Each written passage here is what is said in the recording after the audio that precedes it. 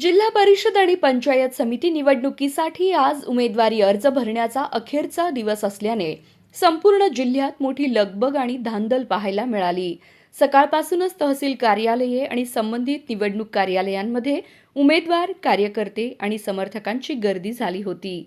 अखेरच्या दिवशी अनेक इच्छुकांनी आपले उमेदवारी अर्ज दाखल केल्याने निवडणुकीचा प्रचार आता वेग घेणार असल्याचे चित्र आहे. अक्कलकोट तालुक्यातील चपळगाव पंचायत समिती मतदारसंघातून सागर कल्याण शेट्टी यांनी आज आपला उमेदवारी अर्ज अधिकृतरित्या दाखल केला.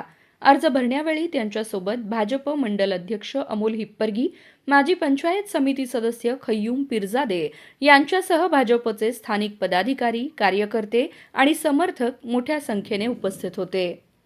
चपळगाव पंचायत समिती मतदारसंघात या उमेदवारीमुळे राजकीय हालचालींना वेग आला असून आगामी निवडणूक चुरशीची होण्याची शक्यता वर्तवली जात आहे.